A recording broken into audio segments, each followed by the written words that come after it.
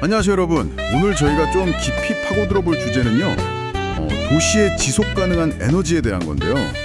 마침 아주 흥미로운 기술 자료를 발견해서 오늘 이걸 좀 집중적으로 얘기해 볼까 합니다. 네, 안녕하세요. 어떤 기술인지 궁금하네요. 바로 스위스 스타트업 에너드레이프라는 곳에서 개발한 기술인데요. 지하 공간을 활용하는 지열 패널 기술입니다. 아, 지하 공간이요? 네. 뭐 예를 들면 지하 주차장이나 터널 같은 우리가 평소에 그냥 지나치는 그런 공간들을 에너지원으로 바꾸는 거죠. 흥미로운 발상이네요. 특히 우리나라 생각해보면 아파트 단지나 큰 건물들의 지하 주차장 정말 많잖아요.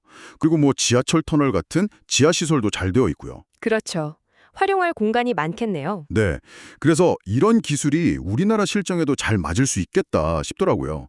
자, 그래서 이 기술이 도대체 어떻게 작동하는지 또 어떤 가능성을 보여주는지 한번 같이 살펴보시죠. 좋습니다. 우선 에너드레이프 기술의 핵심, 그건 바로 지열 패널인데요. 두께가 약 2cm밖에 안 돼요. 아주 얇죠? 2cm요? 굉장히 얇네요. 그렇죠. 근데 정말 놀라운 건 이걸 설치할 때 뭐 벽에 구멍을 뚫거나 그런 작업이 전혀 필요 없다는 거예요. 아, 그럼 어떻게 설치하죠? 마치 뭐랄까 벽지 바르듯이?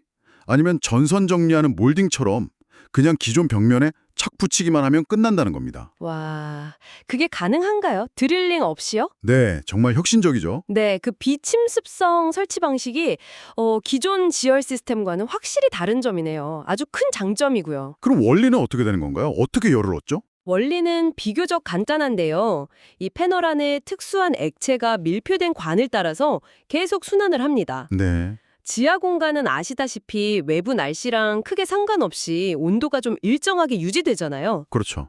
여름엔 시원하고 겨울엔 따뜻하고. 맞아요. 바로 그겁니다. 패널 속 액체가 벽을 통해서 그 안정적인 지하의 열을 이렇게 흡수하는 거죠. 아하. 그럼 그 흡수한 열을 이제 에너지로 쓰는 거군요. 네. 흡수된 열은 연결된 히터펌프로 보내지는데요. 히터펌프라는 게 이제 적은 에너지로 열을 모아서 온도를 더 높이거나 반대로 열을 뺏어서 냉방에 쓰는 장치거든요. 네, 냉장고 원리랑 비슷하게 들리네요. 맞습니다. 뭐 그런 원리를 이용해서 난방이나 냉방, 또 온수 공급에 활용하는 겁니다. 그러니까 계절이나 날씨 변화에 거의 영향을 안 받고 꾸준하게 에너지를 얻을 수 있다는 게 정말 큰 장점이죠. 효율은 어느 정도 나올까요? 패널 가치의 성능 같은 거요? 그리고 뭐 친환경적인지도 궁금하고요. 대략 패널 1제곱미터 면적이 한 10제곱미터 정도 되는 공간, 그러니까 방 하나 정도 크기의 냉난방 에너지를 보조할 수 있는 수준이라고 보시면 됩니다. 오, 꽤 효율이 좋은데요? 네. 그리고 사용된 소재도 대부분 재활용이 가능해서 뭐 환경적인 측면에서도 괜찮다고 할 수 있겠습니다. 설치도 간편하고 원리도 흥미롭고 효율도 괜찮고 그럼 실제로 이걸 적용했을 때 어느 정도 효과가 있었는지 그런 사례들이 좀 있을까요? 네, 물론 있습니다. 이게 중요하죠. 예를 들어 파리 11구에 있는 한 지하 주차장에 이 패널을 한 145개 정도 설치한 사례가 있어요. 아, 파리에서요? 네.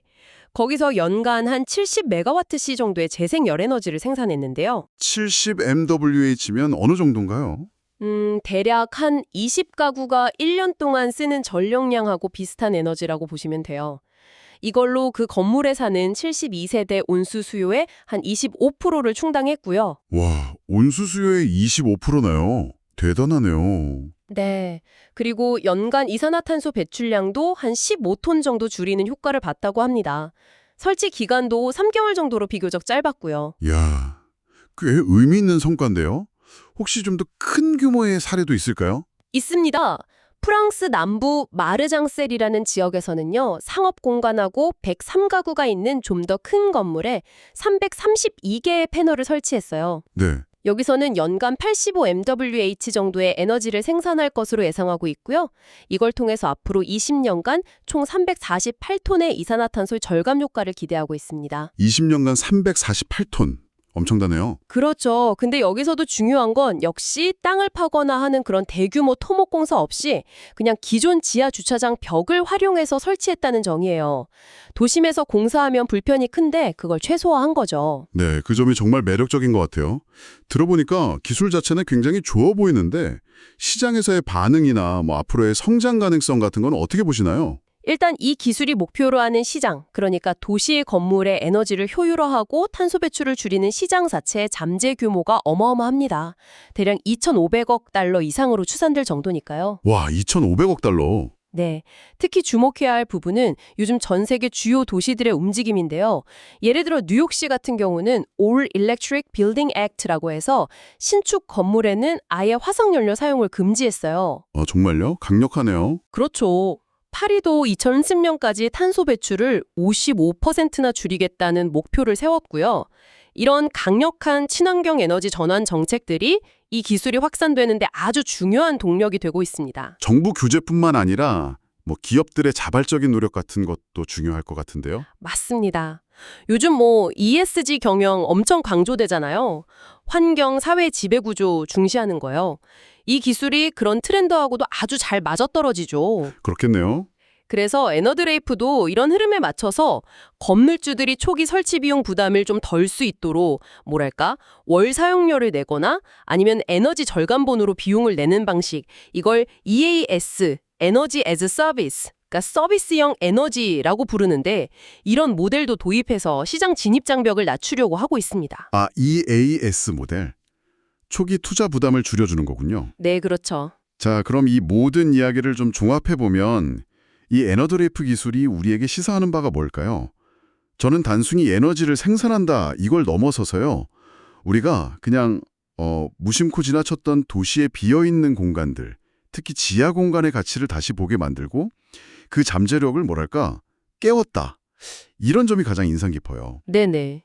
그리고 파괴적인 공사 없이 기존 인프라를 그대로 활용하는 방식이야말로 앞으로 미래 도시에 꼭 필요한 그런 접근법이 아닌가 싶고요. 정확하게 보셨습니다. 이게 도시가 이미 가지고 있는 자원을 얼마나 창의적으로 재활용할 수 있는지 보여주는 아주 좋은 사례라고 생각해요. 그렇죠. 그리고 또 하나 중요한 점은 날씨에 따라서 발전량이 들쭉날쭉한 태양광이나 풍력과는 달리 이 지열 방식은 굉장히 안정적으로 에너지를 공급할 수 있거든요. 맞아요. 안정성. 네.